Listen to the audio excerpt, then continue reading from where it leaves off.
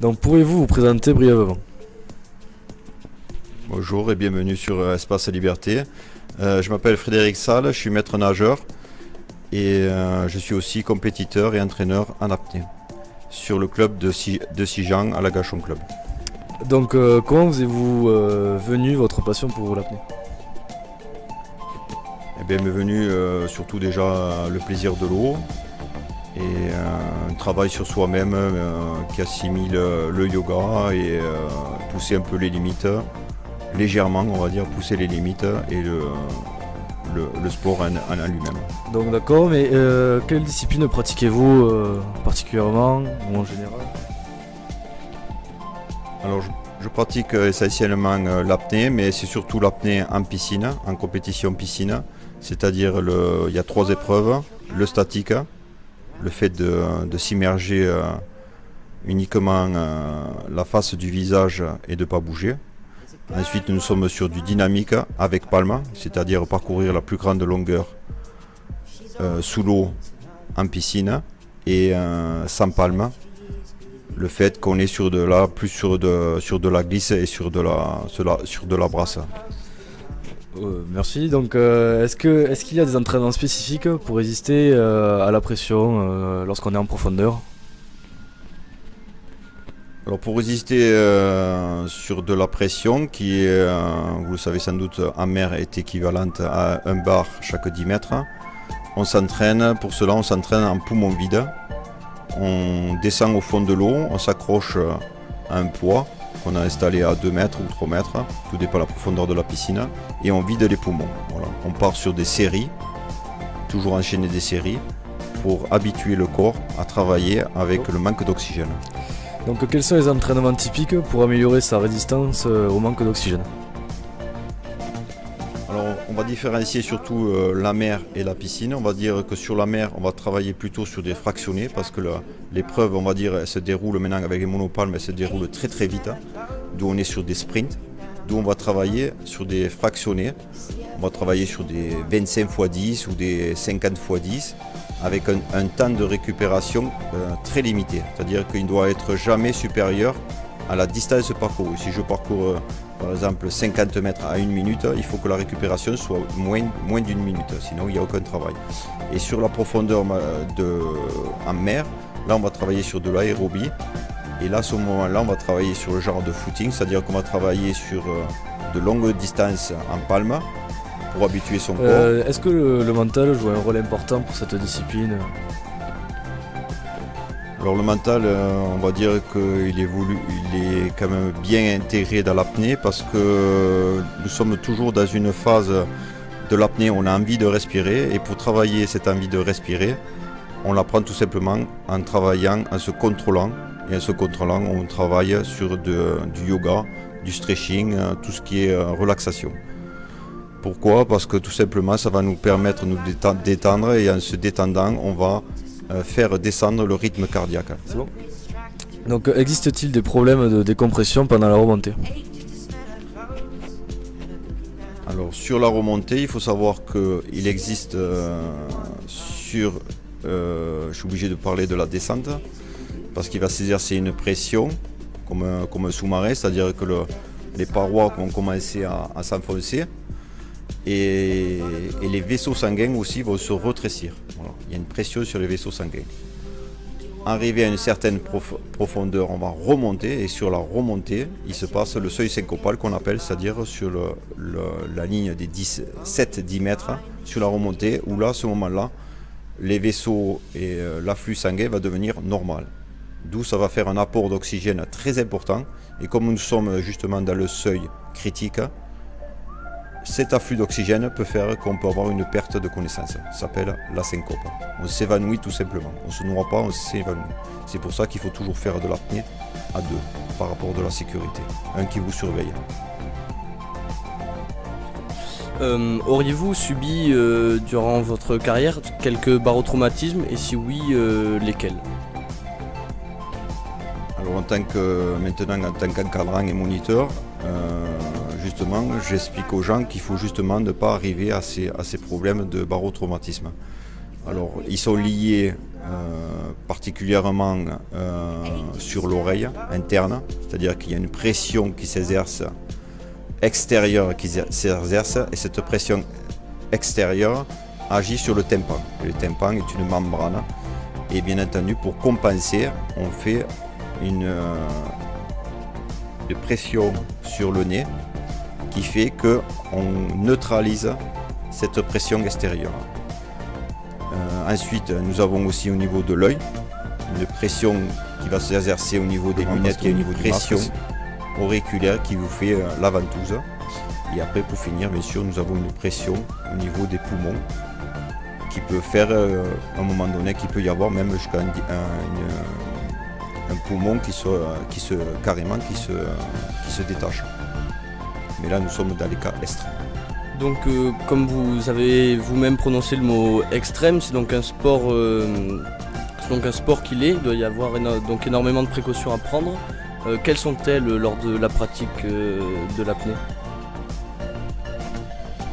Mais déjà, sur le sport de l'apnée, ce qu'il faut savoir, c'est que l'apnée se pratique dans un club. Voilà. Il faut venir dans les clubs pour découvrir l'apnée et pour être vraiment encadré en toute sécurité.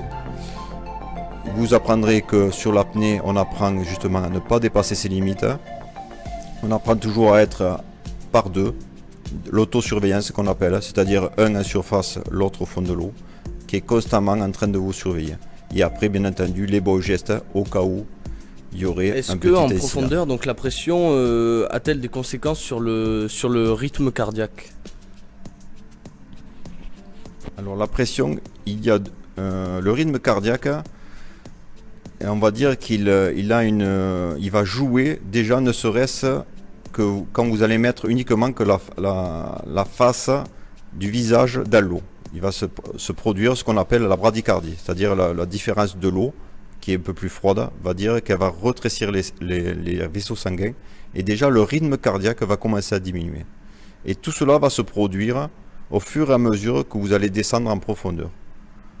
C'est cet afflux de sang qui va faire que le rythme cardiaque va diminuer. Et bien entendu, le calme, on en revient toujours au calme, ne pas partir sur du stress, d'où on en revient toujours pareil de se calmer et de revenir sur du yoga et de se parler donc soi-même. même avec cet état calme, est-ce que l'envie de remonter est plutôt causée à la pression forte exercée sur le corps, ou elle est plutôt causée par le manque de dioxygène et l'envie de respirer ? On va dire que les deux sont liés parce que la pression, il va s'exercer qu'à un moment donné, la pression elle va être tellement très forte qu'on le voit maintenant actuellement sur les records, c'est-à-dire qu'on a dépassé le seuil du raisonnable, c'est-à-dire que maintenant, malheureusement, tous les candidats qui veulent essayer de battre le record, malheureusement, soit ils tombent sur un accident, soit malheureusement ils ne se réveillent pas. Et l'oxygène aussi joue parce que si on n'a pas assez d'oxygène pour atteindre la fameuse profondeur, en y allant en allure modérée, c'est-à-dire en descendant très lentement, parce que le fait d'accélérer va faire que vous allez avoir consommer davantage d'oxygène, d'où il faut descendre très lentement pour justement consommer le très peu d'oxygène. C'est un peu l'histoire de la baleine qui descend très lentement. Et en plus de ça, pour éviter les fameux barotraumatismes que nous avons parlé avant. D'accord, merci. Et est-ce que, en conclusion, pour une dernière question, vous auriez peut-être une réponse à notre problématique qui est jusqu'où ira l'homme dans l'apnée en poids constant ? Alors en ce qui concerne, d'abord je dirais deux mots sur le no limit. Sur le no limit, c'est-à-dire qu'on descend avec des poids accrochés à un genre d'appareil simpliste où on se tient avec une barre. Et là, il suffit tout simplement de détacher le crochet de la surface et on descend très très très vite. On n'a juste qu'à compenser.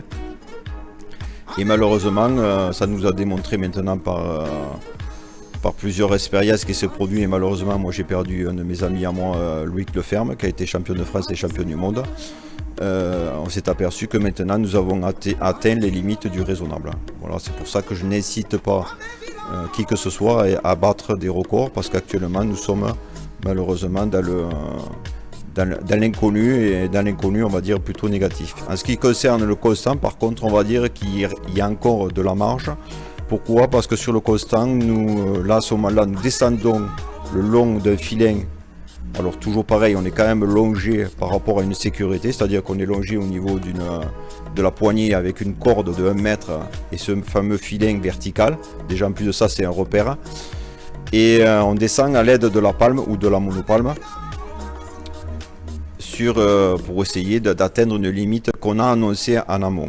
Et on annonce par exemple 100 mètres, si on a annoncé 100 mètres, on descend à 100 mètres. Si on ne peut pas, après avoir annoncé 100 mètres, on ne peut pas descendre à 110 mètres, sinon le juge vous disqualifie et le plongeur qui est en sécurité vous remonte. En ce qui concerne ces records, justement, je pense qu'ils peuvent être encore battus ou égalés, parce que nous rentrons là, à ce moment-là, sur du matériel. Et le matériel a beaucoup évolué, que ce soit sur les bipalmes ou sur les monopalmes. Parce que moi j'ai connu le plastique, nous sommes passés ensuite sur de la fibre, et de la fibre nous sommes passés maintenant sur du carbone qui est très léger et très réactif, qui a même, je pense que le mouvement a été amplifié de 30%, c'est énorme, l'ondulation. C'est-à-dire qu'il y a 2 ondulations pour un temps de repos, c'est quand même très énorme. Et en ce qui concerne aussi les lentilles, c'est-à-dire que maintenant l'effet ventouse est très peu ressenti. Et je pense que là-dessus, même sur les combinaisons qu'actuellement qui sont acceptées, les combinaisons qui avaient été interdites sur la Fédération française de nage, qui sur les records on s'est aperçu qu'ils avaient été explosés grâce aux combinaisons. De ce fait, comme nous en apnée ils sont tolérés, ça fait que nous avons encore une marge de progression. Là nous sommes sur de la glisse. Donc je vous remercie au nom du groupe qui est donc Nicolas Fraisse, Rémi Potabès et moi-même d'avoir répondu à toutes nos questions. Et en vous souhaitant une excellente fin d'après-midi et le plus grand plaisir dans ce sport qu'est l'apnée. Merci à vous et je vous attends dans les piscines. Enseignez-vous et surtout n'hésitez pas à vous inscrire sur la Fédération française d'études de sport sous-marin. Merci.